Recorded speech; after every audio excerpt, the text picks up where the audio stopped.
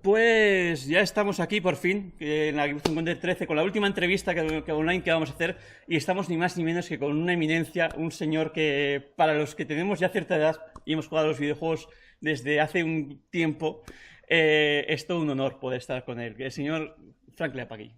So Frank, here we are. We just presented you, saying that for all the people that we have certain age now, it's really an honor to be here with you, interviewing you in this our last interviews, online interviews in the Gipuzkoa Encounter number 13. All right. Well, yes, thank you very much. It's a pleasure to be here. Uh-huh. Bueno, quien no lo conozca, Frank Klepacki es un compositor que trabajó desde los tiempos del Dune 2 hasta los Conan and Conquer, haciendo música para los juegos RTS principalmente, que ha sido la base para lo que después ha sido los RTS, y que además ha trabajado en tres franquicias que dices, son dos franquicias, está Star Wars y está Dune, que son franquicias brutales, y luego está una franquicia propia como la que es Conan and Conquer. Para él, y así a cascoporro, ¿qué es más complicado? ¿Trabajar sobre una franquicia que ya es muy conocida o sobre una franquicia nueva en la que él tenía toda la libertad posible para desarrollar?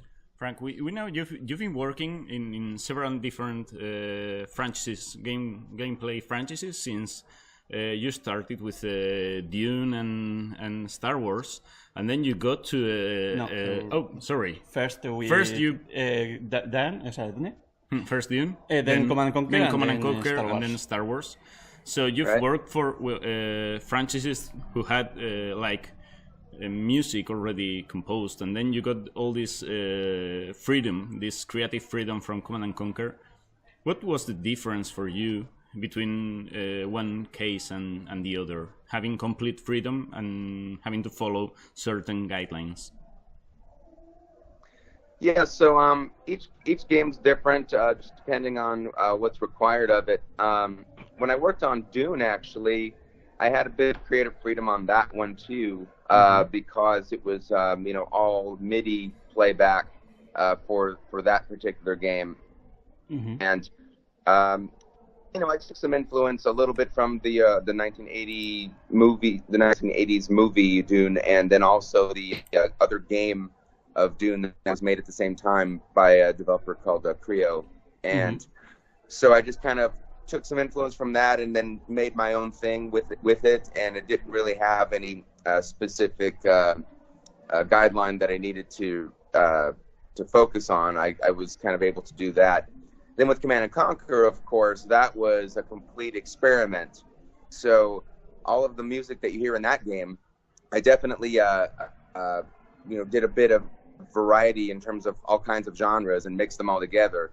And that was sort of the outcome of the initial meeting that I had with my audio director and with the visionary of the product, Paul Mudra, Brett Spire, and we just sat around and listened to a lot of different music and a lot of different elements of music that we all liked and wanted to try out. And so we said, why not try it all? See what happens. So I did that, and somehow it kind of worked, it was one of those just magical things that happened through the exploration of creativity. So then when I get to work on a game like Star Wars, that's something that's very near and dear to my heart because I'm a huge fan of Star Wars. And so I knew all of the music and where it should all go right away before I even did anything. And I said to myself, if we're going to do something that focuses in on the original trilogy, which we did for Empire at War, I said I'm definitely not going to try to push my own music into that as much as I would like to, because I know that the John Williams stuff has to be there in the key areas that fans would be familiar with. So as a fan myself, that's what I would want. So what I did was I put my own music that stuff that I composed into areas of the game that weren't related to the films. So that way it would just blend in seamlessly without standing out. And also would be in places where, okay, this is new, so there's new music here, and then that makes a bit more sense. So that was the guideline that I used when I was composing for that one, and then so that's kind of the difference between how I would approach those things. Buah, tenemos aquí para traducir largo y tendido. Bueno, a ver, básicamente que cuando, por ejemplo, Conan and Exiles, que tenía toda la libertad del mundo, entonces tuvo la suerte de que lo que él propuso, lo que él hizo, funcionó, ¿vale? En cambio, por ejemplo, para Star Wars, que es una franquicia que él es muy fan de Star Wars, él sabía que como fan también le gustaría que la música de Williams se respetase. Entonces, él lo que hacía era coger la música de Williams, todo lo que no llenaba la música de Williams, era aprovechada para meter ahí su parte. Y después sobre Dune. Es que yo le llamo Dune porque bueno, pero claro, es que aquí siempre se ha llamado Dune. Aquí ha sido siempre Dune. Here it will never be Dune. It's always been Dune. So please excuse us when you hear that like Spanglish word. Y que entonces que en Dune cuando él solamente tenía la referencia de un juego que se había hecho antes por Creo, que estaba hecho en MIDI y que él lo puso y lo adaptó muy bien al nuevo sistema. Hablando de MIDIs. Speaking about MIDI. Él ha vivido la transición entre hacer música para MIDI, para una tarjeta de sonido, o hacer ya MP3. You live the transition between MIDI and MP3 music. ¿Cómo fue bueno, MIDI Uplift también? ¿Cómo fue esa transición? Yeah. How was that transition? The transition was it was really cool because with MIDI you had we either were using modules that people might have, like a Roland MT32 or a Sound Canvas. Some people had FM synthesis-based cards, like a Sound Blaster, or the same chip was in, like, the Sega Genesis, for example. And one question, so we would have to make... Frank, a quick question. Adlib or Sound Blaster? Which was better?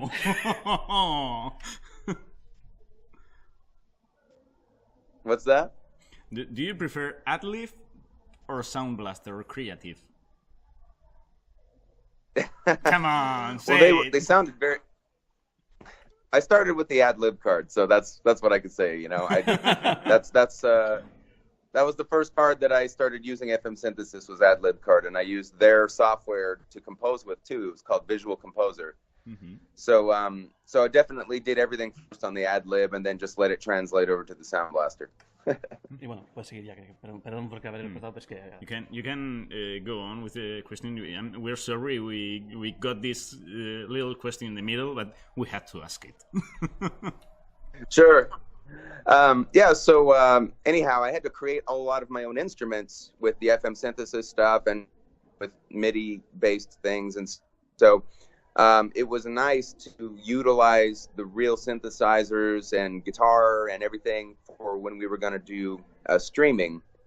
And actually, it didn't start off as MP3 streaming. It started off as WAV files that were compressed down to 22K, and then they were actually mono and not even stereo. Wow. But that was how we could make them fit onto the CD-ROMs and have it be decent enough that it sounded okay.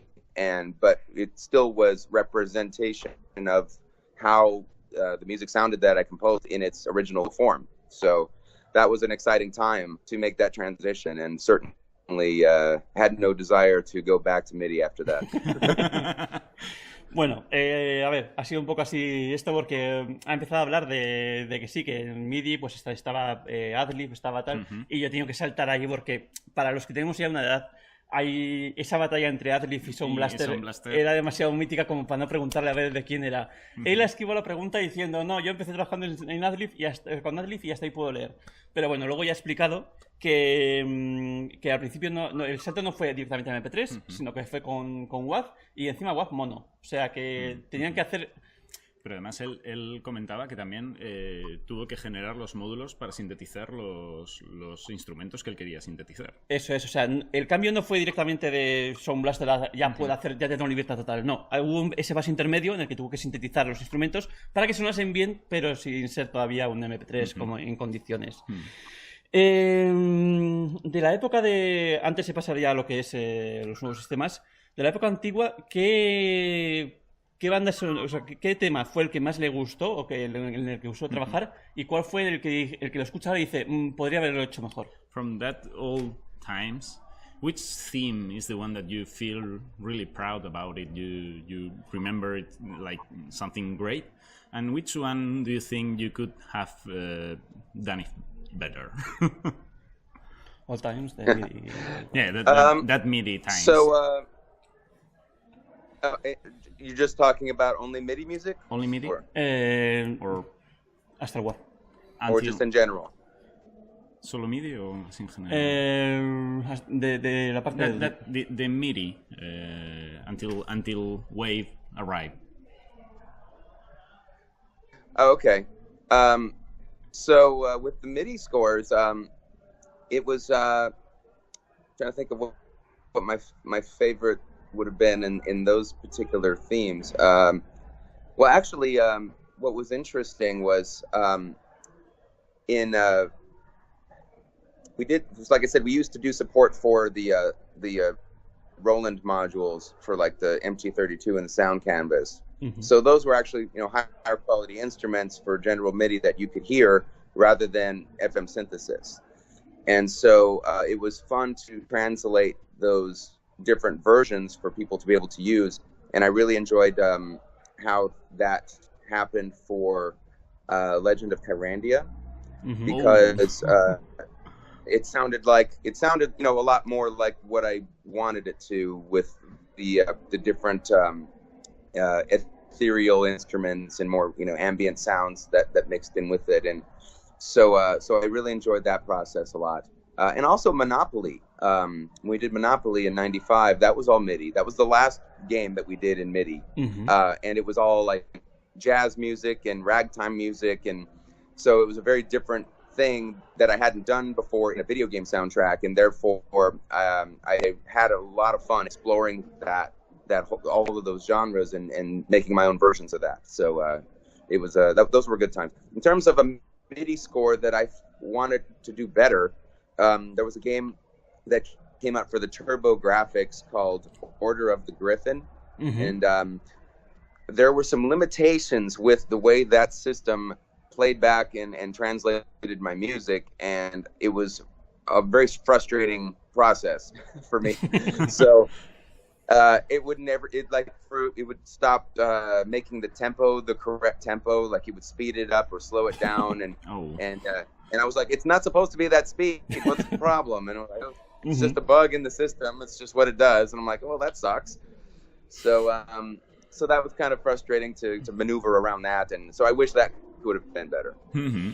Uh-huh. Bueno, pues entonces están siendo, o sea, hay gente que da respuestas muy concretas, pero aquí se nota que, bueno, el tema es que lo que más le gusta no tiene ningún tema concreto, sino que le gustaba que para las diferentes tarjetas de sonido había que hacer una traducción, o sea, ellos trabajaban con Roland. Eso es. Y luego había que traducirlo, pues, por ejemplo, a Serial Adlib, a Sound Blaster, a lo que fuera. Y que entonces ese momento de transicionarlas y que sonasen como a él le gustaba, era lo que más le gustaba. Ponía un ejemplo de un juego que... Legend of Kyrandia, juegazo. Sí, o sea, sí. Se nota que somos mayores, pero Legend of Kyrandia es juegazo. Y después también lo que menos me gustó fue que salió un juego que salió con un sistema que no funcionó bien y su traducción no iba bien y el tempo iba mal y todo, así que eso fue lo que menos me gustó. Vale. Desde su perspectiva ya, ¿cómo se siente al haber sido parte de la memoria colectiva de todos los jugadores de PC?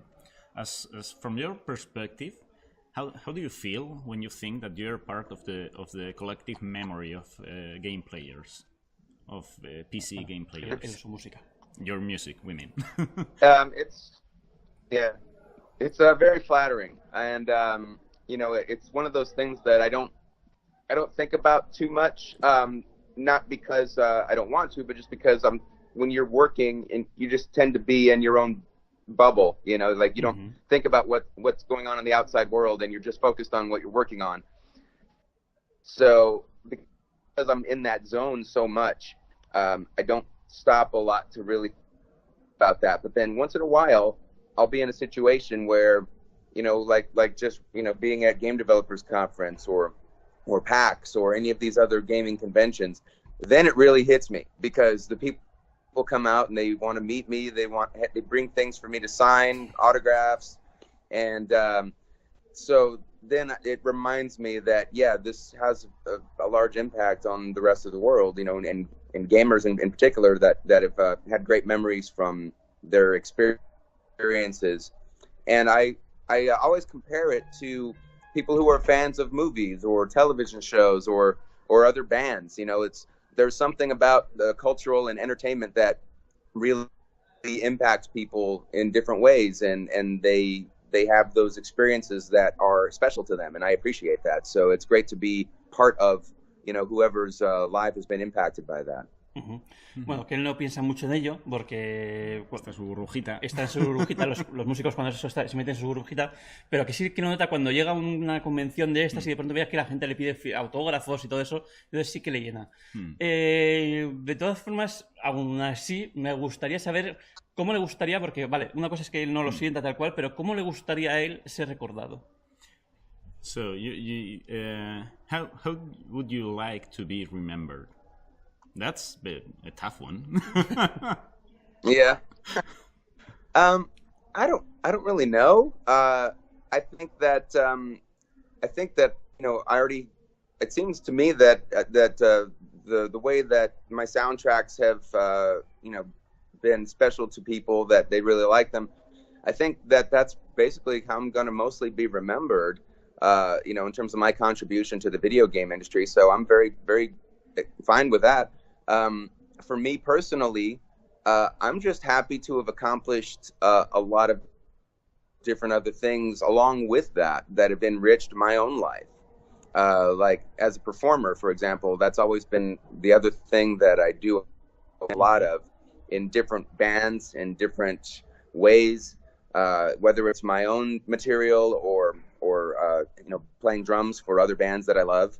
I get to play drums for the Family Stone, which is, from Sly and the Family Stone, is a famous funk band, from the late 60s and 70s. And so I get to be able to play with them, which some of my musical heroes.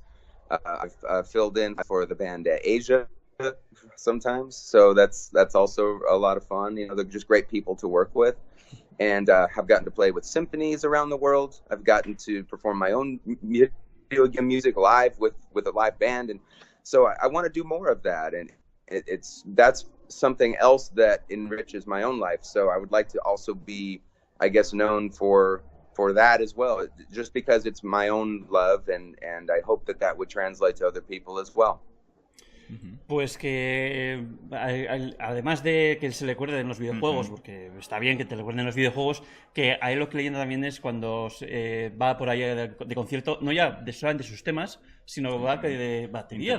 Sí, batería de muchos grupos. Sí, ha comentado cómo era la familia. Remember us the name of that group you said, the Family Stones? The Family Stone. The Family Stones. Entonces, que le gustaría ser recordado como parte de, no solamente como un músico de videojuegos, sino que también como un músico en general. Sí. Y, por cierto, hemos dejado pasar por ahí que ha dicho que los tiempos del MIDI y todo eso quedaron atrás. En la Gipuzkoa Encounter hay mucha afición, ¿no? Y sobre todo en la Gipuzkoa Encounter grande, al retro. ¿Cómo ve él el aferrarse tanto a la música retro? Si le parece bien, si le parece mal, o si es algo que... Sin más. You said that you're glad that the MIDI times passed away. But here at the Gipuzkoa Encounter, we have this huge, they are so not small movement of people who grasps to those old times and all the retro music composition. What do you think about that movement of people grasping that movement and not letting it go? So just to be clear, what I meant was that, I'm happy that music can be represented however you would like it to sound and have that be the end product. So it's not that I have anything against MIDI music. It's just that in terms of that being the only way that we did things, I was happy to see the progression, and that way I could make things sound the way that I wanted them to. That being said, there's certainly I recognize that people still enjoy doing that, and that there is movement about that around the world too, and that's great, because it's still a form of creativity that's important. Because, you know, I mean, at the end of the day, we're still always using MIDI. I mean, we're always sequencing in our DAWs, and we're always going to use that as our hub for how we create music. So whether or not we use real synthesizers or real band members, or whether or not we're going to just use FM synthesis again and use general MIDI modules, there's nothing wrong with that. It's great, you know. If people want to explore that and be creative with it and do something new with it, even, you know, then that just goes to show that, you know, there's pockets of musicians and producers who still value that and still want to make something special with it, and I think that's really cool. Mm-hmm. Bueno, ha esquivado la bola diciendo que bueno, que vale, que sí, que él no quiere decir que todo aquello fuera malo, que le gustaban las cosas ahí cuando tenía que tal. Pero bueno, era lo único que había también. Que era lo único que había. Y que de todas formas, aún básicamente seguimos utilizando sintetizadores. O sea, que en el fondo el MIDI sigue estando ahí. Pero que le respeta mucho, que la gente siga queriendo eso, pero que... Y también que ahora que se pueda conseguir que la música suene como tú quieres que suene. Sí, que entonces, a ver, no lo hice, pero bueno, ahí lo deja caer. Conan and Conquer vuelve. Conan and Conquer is coming back. Yes, it is. We're doing the remasters. Están haciendo los remasters. ¿Qué nos puede contar de ellos? O sea, ¿va a ser un remaster o va a ser van a adaptarlos a los tiempos modernos? ¿O va a ser simplemente trasladar lo que había ahora? Is it going to be a remaster of what you already had? Or you are going to re-perform or remake all the music? So, obviously, you know, a remaster in that sense means that we're going to just take what's already existing and make it the highest quality that we can.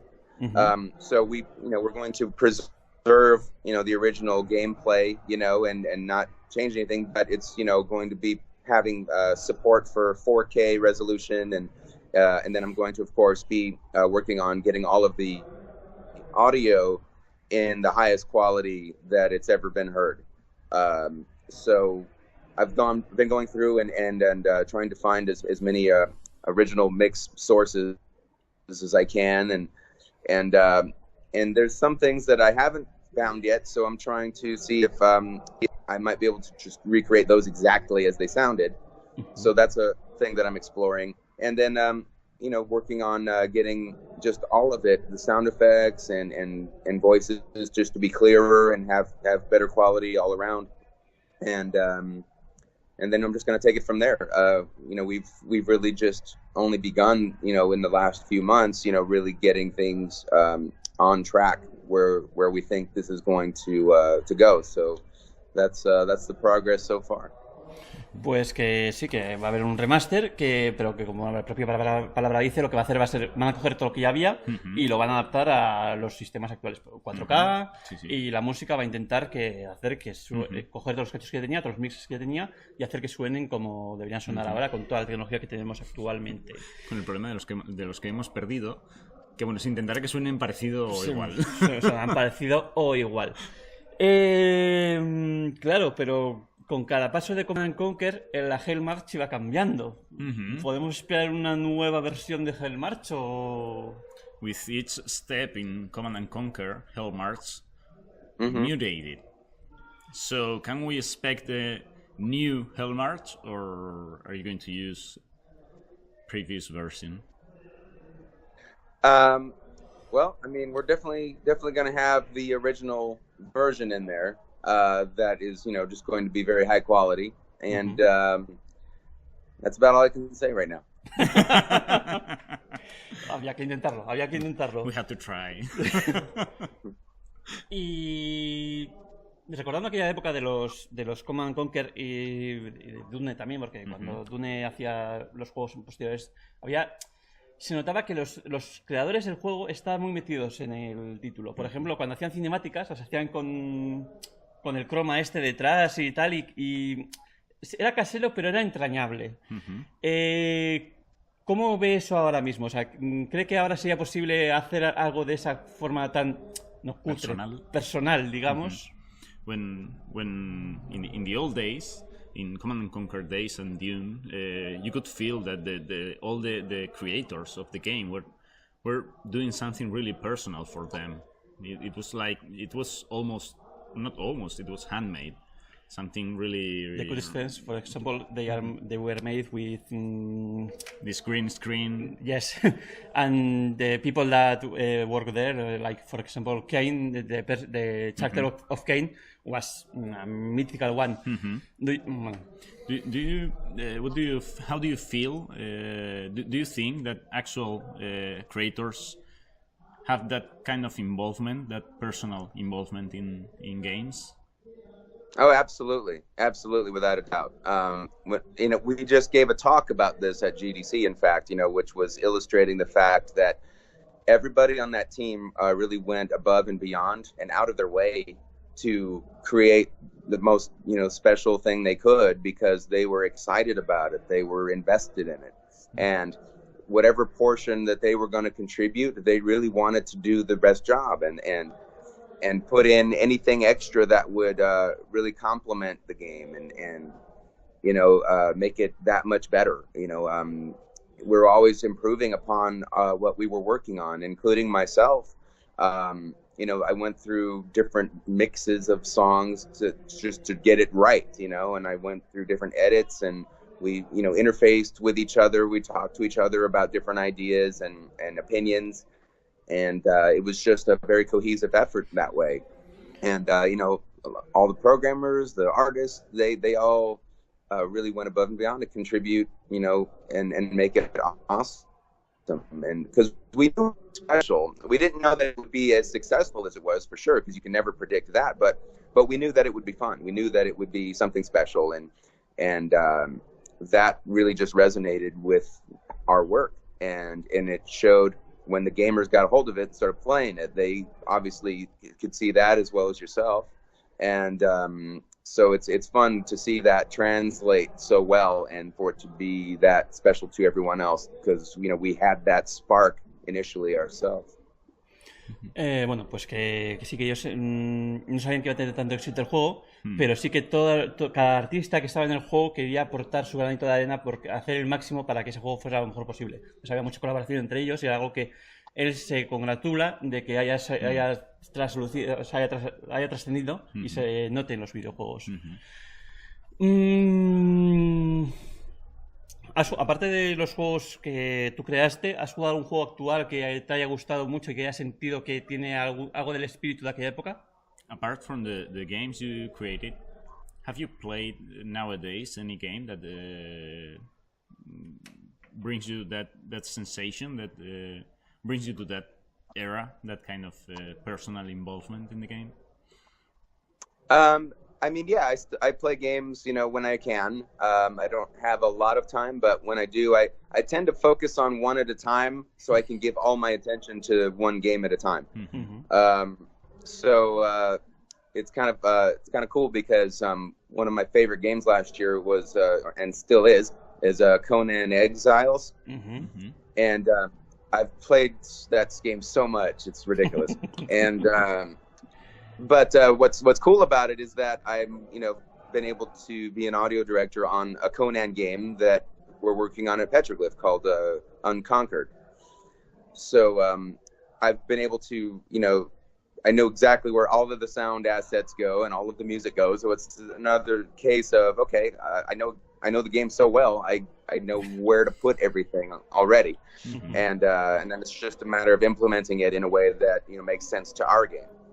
And so that's been fun. And besides that, there was a casual game that came out on Steam called Slay the Spire that I played a lot. It's like a card strategy game. You know, it's kind of like I'm a big fan of Magic the Gathering, and this kind of reminded me of that a little bit, but a little bit simpler and more streamlined in terms of how that game was. So and it was fun to see a little bit of visual representation of your character on the screen and how he was attacking his enemies. And then besides that, I mean, I was a big fan of Skyrim and Red Dead Redemption, and games that really immerse me, I guess. That's what these things have in common, is they're very immersive and pull you into a story, pull you into an environment that just kind of lets you escape. And I'm not worried about getting picked off by all these other people online. I can just appreciate the story and because anytime I play a multiplayer game like a shooter or something, I just get destroyed. So. Yeah. Eso no Apex. Vale, pues básicamente que él, por ejemplo, le gustan los juegos que tienen mucha historia, que tienen tal, por ejemplo, o que le enganchan mucho, que tenga mucha inmersión. Exacto, que le rodea. Entonces, pues por ejemplo, el año pasado y por ahora también está jugando un montón al Conan, que con Conan también tiene una cosa, porque cuando estaba haciendo los Command & Conquer también hizo una banda sonora para el juego de Conan, y entonces tiene todavía una relación con Conan especial, pero bueno, y luego también ha comentado un juego indie, o sea, un juego Spire. Sí, que era de Steam. Es estilo Magic. Y ¿qué dices? Pues es pero bueno. Y luego también los míticos Red Dead Redemption, estos juegos que son muy inmersivos. Y alguna banda, bueno, has comentado Skyrim, que tiene una banda sonora brutal, tal cual, pero ¿alguna banda sonora que te haya parecido interesante o impresionante en este tiempo? In these days, is there a soundtrack from a video game that really you found you really liked, that it was impressive for you? Yeah. So what's great is I'm part of an organization called Audio Gang, and it's basically a community of composers that get together and just share information about how we work, and we have an awards thing that actually happens at GDC every year, and so I'm on the board of people that choose the nomination process, and we go through and nominate different scores that we like from different games that will be hopefully eligible in the awards, and then the rest of the Audio Gang gets to vote on that, and then those are the winners. Anyhow, so in the past year, a few standouts for me were, of course, the God of War soundtrack. Then there was a game called Battle Through the Heaven that was really great. In terms of the soundtrack, that really impressed me personally. And then another one, I'm trying to think, there was this just odd song in the middle of everything I was listening to that really jumped out at me. And I believe it was from League of Legends, actually, and it was this K-pop song.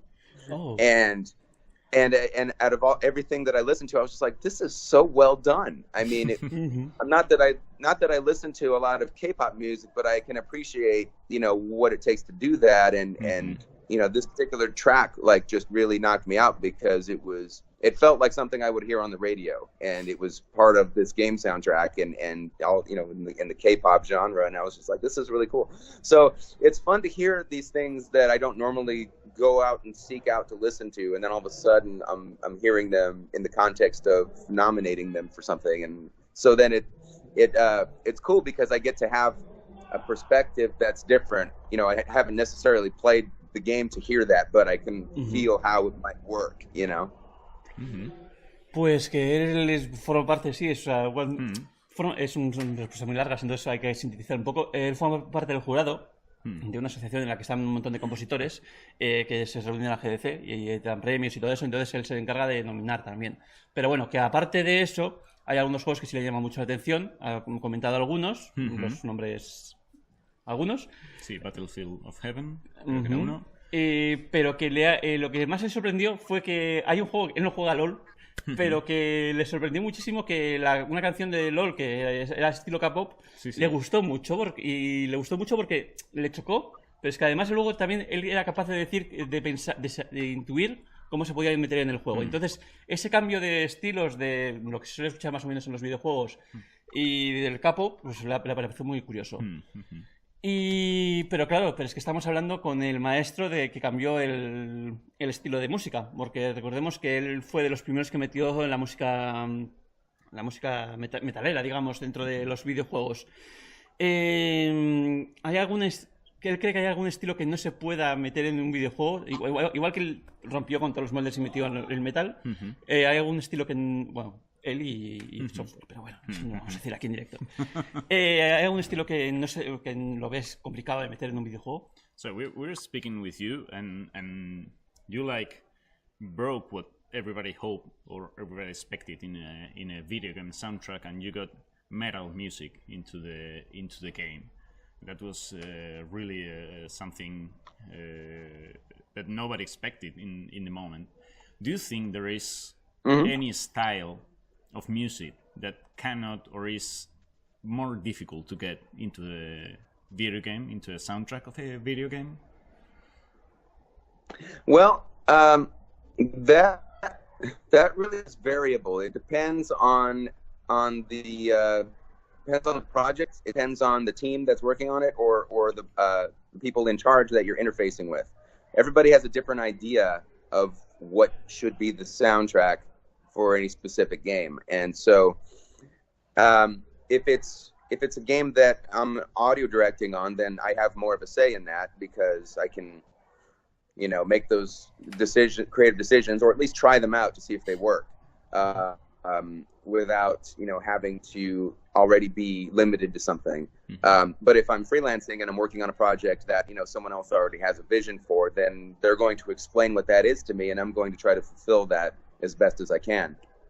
So a lot of times people have in mind what they want already. So they'll say, we want, an orchestra epic soundtrack, or we want something that's just more like, beat driven and techno, or whatever the case may be. And so if that's what they're telling me, then that's how I'm going to approach the composition. But when I was at Westwood Studios, I was encouraged to be creative and try different things. And I really appreciated that very much, because it allowed me to find my own voice a bit.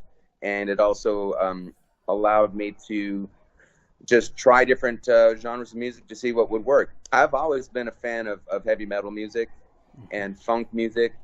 And I always wanted to try to find a way to get that feeling of adrenaline of when you're playing a game, that it really just gives you that extra push to go and kick some ass, So that was kind of the whole reason I tried to introduce that style of music, because I knew that as a gamer that I would appreciate having that as a soundtrack. So it was fun to figure out a way to integrate that would work within a game, and didn't necessarily sound like it was just taken from somewhere else. And that was sort of my goal. Vale, pues que...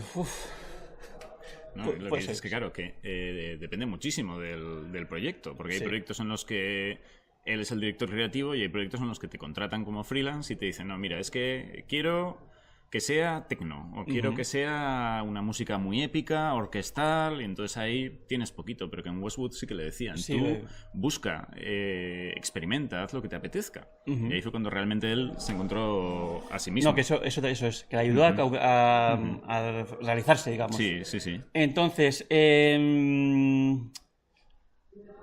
¿cómo fueron aquí...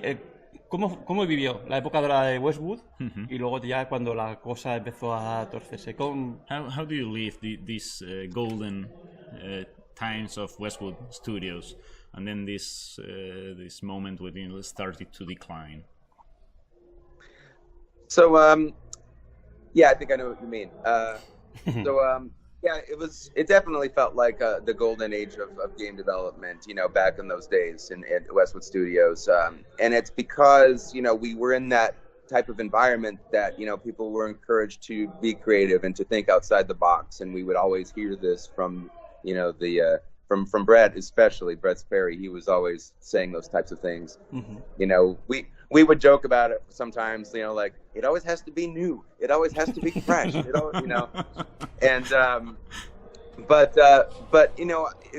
he had a point, and the point is if you're always pushing the envelope, then you're always going to have something that's special to people, and feels great as a game in general. Make things fun. How do you make fun for people? And so if you're always thinking of a new way to do things, then you can keep transcending that. As far as when it started to decline, well, a lot of that just it's complicated because there's things that happen when you're owned by another publisher. Have different management styles, or they expect a different type of schedule from you, or who knows. I wasn't really in a lot of that involvement, so I can't tell you specifically, but what I can say is, just from somebody who witnessed what was going on, it just seemed like towards the end, people were being placed in Westwood from Electronic Arts that were trying to just figure out how to steer the ship in a way that made sense to them. And so that was a little bit of an adjustment we had to get used to. And ultimately, they made a corporate decision, which was they wanted to consolidate several of their studios to Los Angeles, and Westwood ended up being one of them. So that's when that came to an end, and some people went to LA to work there, and other people decided to change, their course of careers. So I stayed in Las Vegas, as did a group of us from Westwood, and they ended up forming Petroglyph Games. And so that sort of rose out of Westwood ashes, and so a lot of that company mentality and culture is maintained in Petroglyph, but it's still very much its own thing, because we have a unique group of people that work there that are great, talented, and bring something new to the table, and so as a team we have our own chemistry, and we've had that for several years now. So it's great to see that people that are passionate about what they do can transcend into a new era and make something positive of it. Vale, pues que habla que en la época dorada, que siempre había alguien de la empresa que le cogiera y decía, piensa fuera de la caja. Fuera de la caja, tiene que ser nuevo, tiene que ser fresco. Todo fresco, nada nuevo. Nada reciclado, nada, todo nuevo. Y que eso les inspiraba mucho, y que era algo que trascendía a las obras que ellos hacían.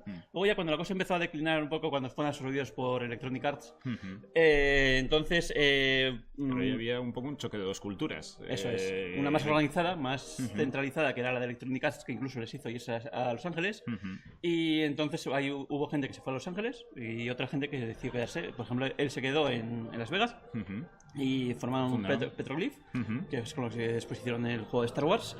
Que además dice que mantuvieron la mentalidad de Westwood, creativa y de... Si no se hubiesen ido con... Claro, también tiene todo el sentido. Sí, tiene toda la lógica. Vale. Y entonces, ¿hay algún plan, algún plazo estimado para el remaster de los Command and Conquer? So, back to Command and Conquer. Do we have a time? Do we have a time schedule, more or less, that you could share with us? In terms of when it's going to be released? Yeah. So I don't know exactly when the release is going to be, but I know that it's planned for 2020. So that's all I can really say about that so far. Okay. Bueno, y me voy a alejar un poco de lo que todo el mundo espera de Frank Klepacki, que es Command and Conquer, y es que yo soy muy fan del Emperor Battle for Dune. En ese juego tenía todo lo que es el juego de Dune, pero además tenía toda la música metal. ¿Cómo fue para él esa obra en concreto? So Christian is saying that he's a huge fan of Emperor Battle for Dune. Yes. And he wanted to know how was your trip making all that metal music for that game in particular.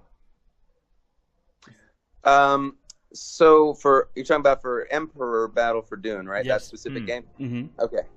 So that was an interesting game to work on because we actually had 3 composers on that game. Yes. So it was myself, David Arkenstone, and Jared Mendelson, who's a friend of mine here in Las Vegas. He also had helped me out with Tiberian Sun. So we, at the time, I was really getting stretched very thin at Westwood because I was working on like 3 different projects at once, and which was not uncommon. I mean, we were always had something on the back burner, and I would just be moving on to the next thing one after another. A lot of productivity happened in a short amount of time. So that was one of those games that came along that I was like, oh man, I don't know how I'm going to do this with all these other games and stuff that I'm working on. So Paul, said, why don't we do this? Why don't we have, 3 factions have 3 different composers? That would be a cool idea. And I was like, yeah, let's, that's fine for me. That helps my workload. And we'd already worked with David Arkenstone on Lands of Lore 2 and 3, and it was actually he's the one who did the Harkonnen music, so he did more of the rock soundtrack for Emperor. And that was something that he doesn't normally get to do because he's normally doing more of the fantasy orchestra, sort of thing. And so that was fun for him to stretch out and do something a little different for him.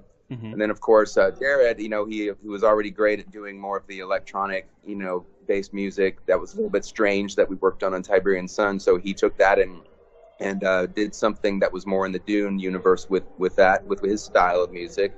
And what I chose to do then was do the Atreides and keep that more in line with what I had done in Dune 2000, because I felt like that was the way I wanted Dune 2 to sound initially, was what I did in the remake for Dune 2000. So I loved that kind of style of the hybrid style of music that I did there, and I carried that forward in Emperor Battle for Dune for the Atreides faction. Matriz now. Se ha ido por los Atreides. He feels treason. Bueno, he básicamente... expected you to do the Harkonnen rock music and not those Atreides people, Bueno, básicamente que en la banda sonora de Emperor Battle for Dune había 3 facciones, estaban los Harkonnen, estaban los Atreides, estaban los Ordos, y que estaba en una época en la que estaba trabajando en 3 proyectos a la vez. Entonces, para descargarse un poco de trabajo, le propusieron hacer que cada facción la hiciese un compositor. Y entonces estaban él, un colega que trabajaba con él en Tiberian Sun también, y luego otro que... David Arkenstone. Eso es. He was David Arkenstone and Jared Mendelson. Jerick Mendelson. Entonces cada uno se encargó de una, y que uno que no solía hacer mucha música metalera fue el que hizo la maravillosa y genial música de los Harkonnen. Y luego pues Klepacki pues hizo la de los Atreides. De los flojillos Atreides, quedándose un poco en la línea de lo que había hecho. Claro, era su visión de Dune. Sí, y de hecho era lo que ha comentado, que él así era como él pensaba que debía sonar la música de Dune. Vale, pues ahora sabiendo que es un sucio traidor, pues yo ya no tengo muchas más preguntas que hacer. No sé si quiere contar algo de su... Está haciendo giras con los Tiberian Sons, creo que es, los hijos de Tiberian. Si tiene algún concierto cercano de fechas y todo eso, adelante. Okay, I'll skip that part which you call him dirty traitor about that music from the Atreides people, and I'll ask him about that concert question. Okay, so we know you are in a tour. Sorry, with the Tiberian Sons. Yeah. Yes. So, do you have any dates that you could tell us about? Any new dates of new concerts?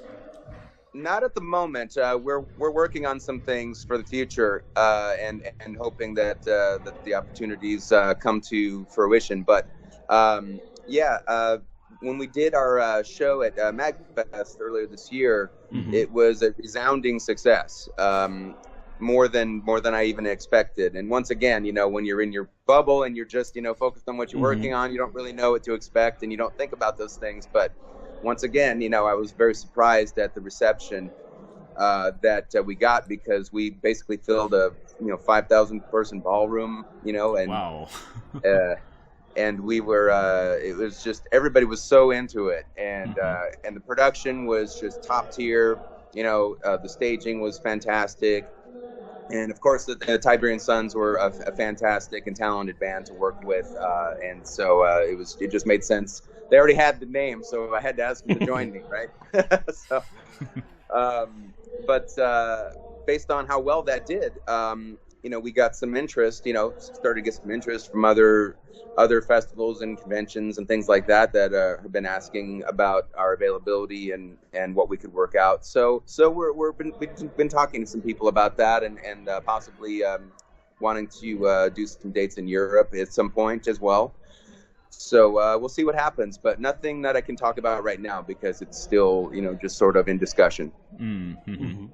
Vale, pues que sí, que tienen la banda esa que la hicieron para hacer una prueba ahí en un festival pero que funcionó tan bien que pues ahora va a haber que hacer más. Va a haber que hacer más. Si la gente lo pide, pues se hace más. Pero que de momento no puedo hablar más de ello. O sea, están en negociaciones, entonces no puedo hablar de ello, que igual hay alguno en Europa. Pero bueno. Va a estar en el remaster de Command & Conquer. ¿Está trabajando en algún otro proyecto más? Apart from the Command & Conquer remaster, do you have any more projects you can talk us about? Yeah, well, one of them I mentioned already was the Conan Unconquered game. So that's the other game that I'm working on currently. And besides that, there's a couple of other things in the pipeline, but nothing I can talk about right now.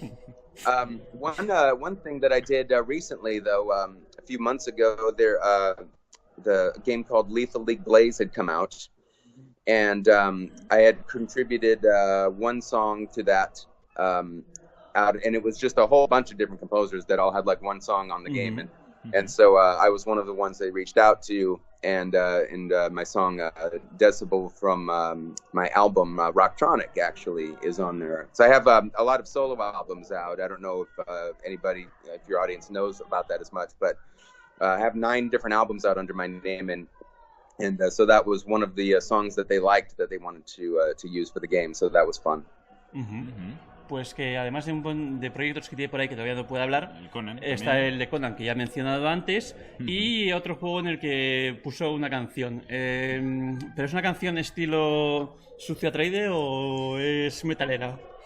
That song that you got in the game, it was like the dirty Atreides one, or is like a metal song? You're real. It's like the song that's in Lethal League Blaze is more like it's like a rock electronica mix, It's kind of stuff that I'm known to do, Vale, pues nada, muchas gracias. Si quiere decir algo a la gente. Thank you very much. If you want to say something to the people that is watching us, I don't know. Sure. Yeah, just thank you for the support and listening all of these years. I appreciate anyone who has enjoyed my music over the years. So thank you for watching. Thanks for taking part in this, and I hope that the festival there is going well. Well, pues nada, que thank you very much for attending our call, and it was really nice talking to you. Hope to hear Thank you guys for soon in Command & Conquer Remaster. All right. Yes, Bye. We'll make it happen. Thank you.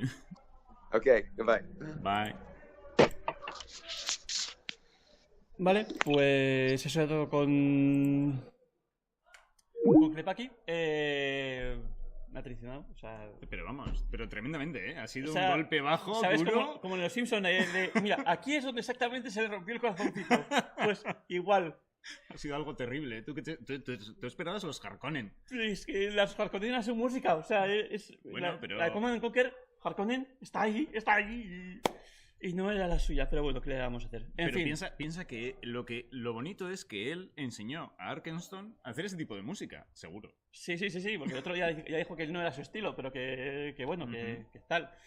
Pues bueno, estas han sido todas las entrevistas online que teníamos por hoy. Habéis visto que he traído, cada vez que tenemos en inglés, he traído a una de la organización diferente para que veáis, por un lado, que todos los de la organización son muy inteligentes y que saben idiomas. Y por otro lado, también para que veáis más caras de los organizadores, para que no siempre seamos, pues, o Celcop, que está en el escenario, o yo, que hago cosas de estas, para que veáis que esto es un grupo muy grande que hace cosas, que seguimos haciendo cosas porque la Gipuzkoa Encounter no para en este caso, y que nada, que os esperamos aquí para la siguiente, que sepáis que luego tenemos luego viene el Trivial de Cine. ¡Trivial de Cine!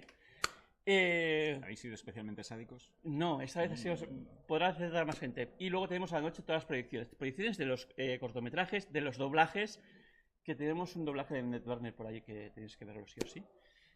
Porque si Netwarner siempre triunfa. Y que eso, que nos vemos después. ¿A dónde pasa? Agur.